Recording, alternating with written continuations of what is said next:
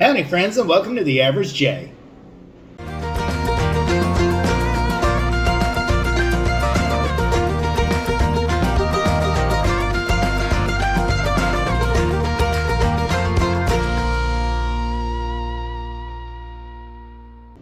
So, in case you looked at my last video, you may have seen that I changed my intro, and it says the different subjects that I cover, and one that's on there that I haven't done in a while is cooking. So we are having my aunt over for dinner tonight, and using one of our chickens that we processed a couple weeks ago. I'll link that video down below. We're using one of our chickens, and I'm going to make homemade chicken and dumplings. Now the recipe that we use is not our own. I can't say that it is, but Michelle has made this recipe many times, and it seems to be a big hit. Like, we really do enjoy it. So the recipe is from this book right here, okay? It's Kettles On, Cooking with Leaders. It is actually a Girl Scout cookbook. So the Girl Scouts got chicken and dumplings right. So the recipe that we're going to be making is Williamsburg in chicken and dumplings. And I will make sure that I put the recipe down below. And like I said, it really is delicious.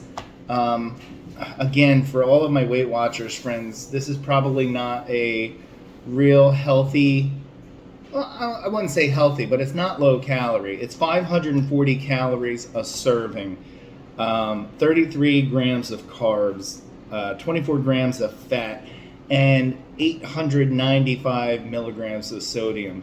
So people with hypertension like me, you might want to maybe a half a portion. I don't know. So, but we're going to give it a try. I do not have like the best kitchen for demonstrating, so I'll probably be doing most of the prep work at the table, but I will show the stove and what's going on. So the recipe calls for a 5-pound chicken. So I went, and this is one of our chickens that we processed a couple weeks ago. And I'll put the link for that down below. And the closest I had to a 5-pound chicken was 5.16. Hopefully you can see that. So 5.16 pounds. So this is going to be just right for the recipe. Now, as you can see, it's frozen. And you're probably like, Jay, what are you, silly, cooking a frozen chicken? Well, Michelle and I got caught up playing dominoes, Jenga, Uno, Boggle. Last night was game night, so we kind of I forgot to take out the chicken from the freezer. But, you know, fear not. So you can cook a frozen chicken. See, because we processed it ourselves, we don't have like the giblets and everything in there, the neck. So it's just an open cavity bird. So there's nothing that's going to be like that I have to get out of there first. So I can boil this whole thing because it's not like a chicken from the store. So what I'm going to do is the way that you do it is you add 50% to the cooking time. So the recipe calls for a 5-pound chicken to be boiled for an hour and a half. So adding 50%, which is 45 minutes, it will take me 2 hours and 15 minutes to cook it, which should leave me plenty of time. It's only 1:15. We're eating at 4. That's, you know, 2 hours and 45 minutes. Because once the chicken's cooked, you let it set for a little bit, pick the chicken off, and it's really only, you know, a little bit of prep work and then a 15-minute cook time after that. We might eat a little after 4. We got home from church a little later, so I am getting to kind of a little later start than I wanted. But I'm going to go ahead and get this started. I'm going to unwrap it, wash it, pat it dry, put it in, fill the water, put in the veggies, and I'll show you what that is. So we got our chicken out of the packaging. I cleaned it off, and I put it in the pot. And you can see, you know, it's a big chicken in that pot. And the ingredients that we're going to put in the pot with it is 1 onion that's just sliced. The recipe calls for 1 carrot, but the carrots I had were pretty small, so I went with 2 because they were a smaller carrot. And you're just cutting them into sections like this. And the third thing is 2 stalks of celery with the leaves. Leave the leaves. Leave the leaves. And then the only other thing is 1 teaspoon of salt. So we're literally just putting everything in there. There goes our salt.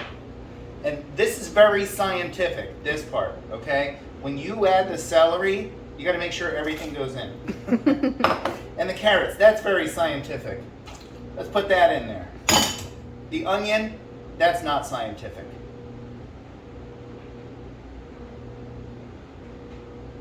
Oh, I guess I'm going too slow. So, none of those vegetables that are in there are going to be used in the chicken and dumplings. That is only to flavor the chicken. That's all it's used for. So all I'm going to do is take my pot. Woo, that's heavy with all that water and a 5-pound chicken. And I am just going to turn that on. And we're going to leave it on high until it gets to a boil. Once it gets to a boil, I'm going to put it down to medium heat.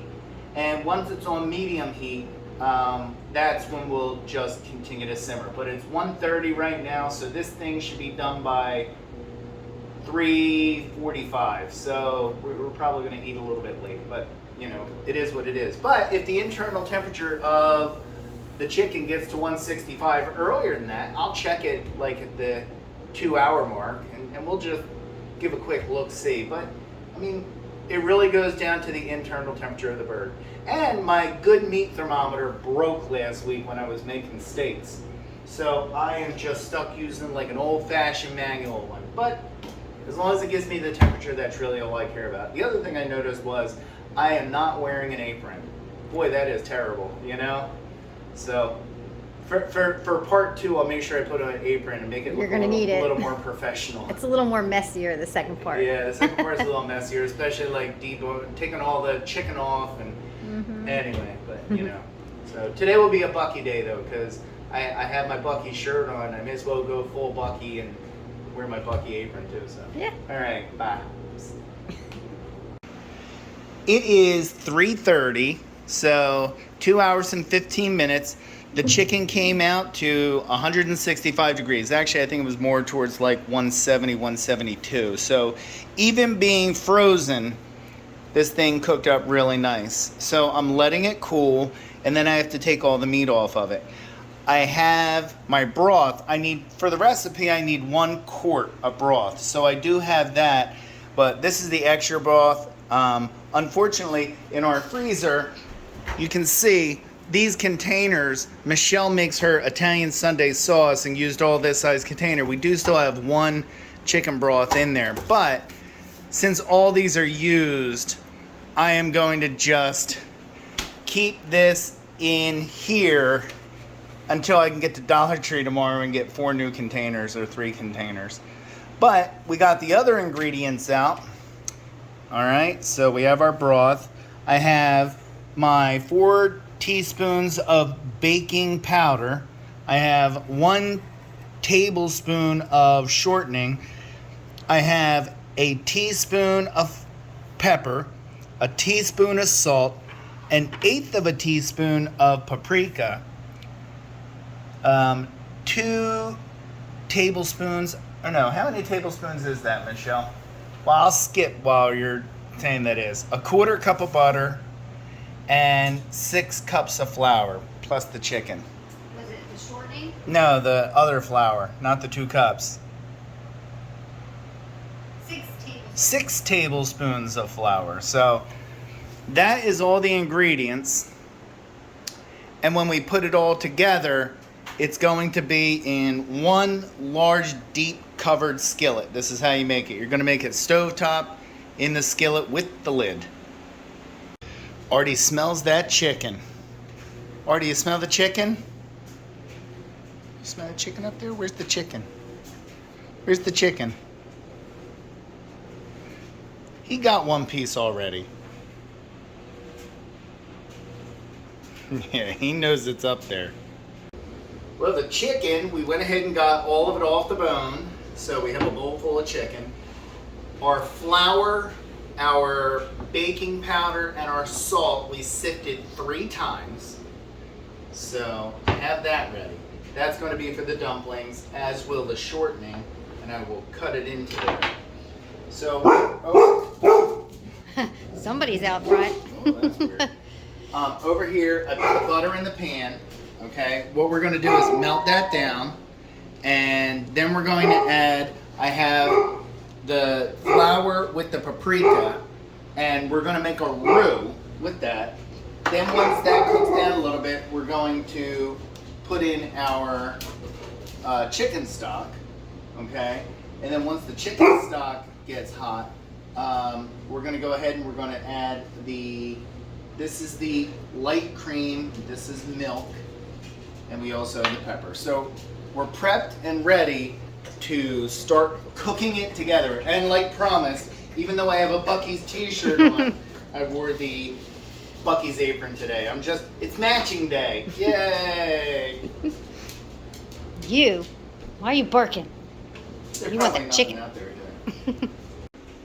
We have melted the butter, added the flour paprika mixture to make a roux, and then we slowly added in the chicken broth. And now we need to let this cook for 2 minutes, and then we're going to add the light cream, and then we're going to add the pepper. After we cook the broth flour combination down, we added our light cream and the pepper, stirred it up real good, and then we added our chicken and mixed it real well so that the chicken really gets into all of that sauce. Now we're going to go ahead and we are going to cut the shortening. I put the shortening in. We're going to cut that into the flour until crumbly, and then we're going to add our milk and mix it real well. Okay, so we got the dumplings made and they're in there. So I mixed up the flour and the shortening and added the milk, stirred it together, and you can drop it in by tablespoons, but really the dough is kind of thick enough you can actually just kind of pat it down and put it in there. So what we're going to do is on a lower heat, actually like more a low medium, we're going to let that go covered for 15 minutes. After 15 minutes you pull out some chicken and dumpling deliciousness.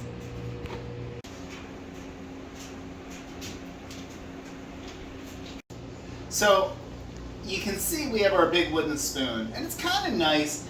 It's really lightweight. I don't know, sometimes I feel like it's going to break, but it's not. It's sturdy and it's like varnished.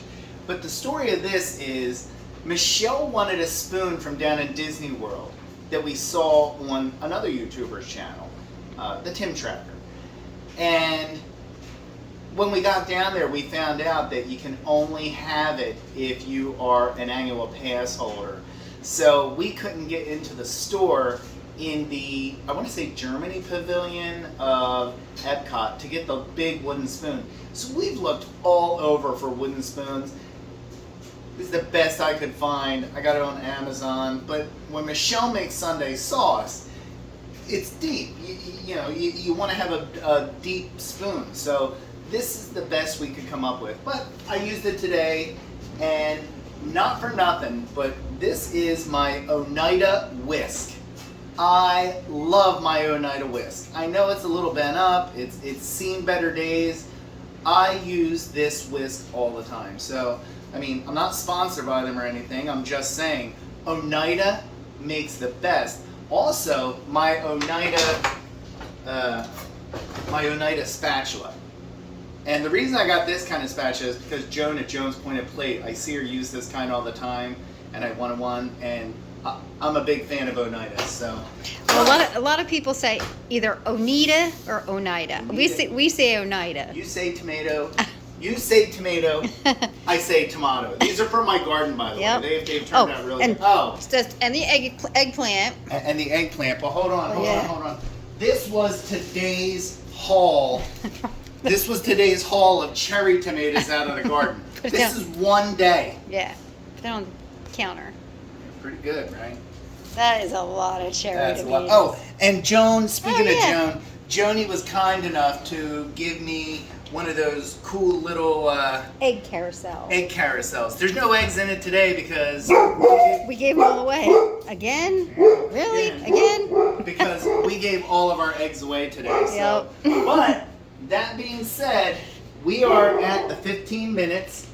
I'm going to turn the heat off on this. And this is what the final product of chicken and dumplings. Look how they raised up from that baking powder. Yeah. Beautiful. It is beautiful. But I will say, this is, I say a one dish meal. There's so many dishes in the sink I'm not even going to show. But you can serve it directly from the pan. Yeah. You know, it's very difficult to like try to scoop it all onto a platter. So what we usually do is we'll just take it from right this and put it onto a plate. But that is going to be it. That is our chicken and dumplings. Let me show you one more time. It's beautiful. And you did tell them it's our chicken. Yes, I did Okay, say it was okay. one of our chickens. Yay. But my Aunt Rena is out in the tent right now. My Yep. son Alex is on his way out of his room. And we are going to enjoy and partake. But I thank you very much for coming along on the journey to make, hold on, I gotta get the book. Where'd I put it? Right here. From the Girl Scout Kettles On. Okay, that is the book. And the recipe again is Williamsburg in Chicken and Dumplings. But I'm gonna go ahead and put that on. But thank you so much for watching. I hope that you get a chance to make it.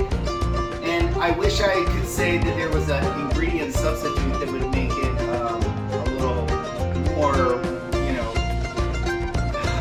weight friendly. I don't know. But when you're using light cream and milk and shortening and butter, it's kind of tough to make that. Sort of like when I make buttermilk biscuits, you know, buttermilk and butter. It's not real friendly, but it is delicious. So if you ever get the chance to try it, I don't know, maybe cut your portion in half and go from 500 some calories to 300 calories. I don't know. But again, I really appreciate taking the time to watch me make this. And we are going to go out and eat. Bon appetit. So have a great day, night, morning, evening when you're watching this. Bye. I will say, Michelle did get 1 spoon from Epcot during the Food and Wine Festival. It says Bon Appetit and it has Remy from Ratatouille on it. So she did get a spoon.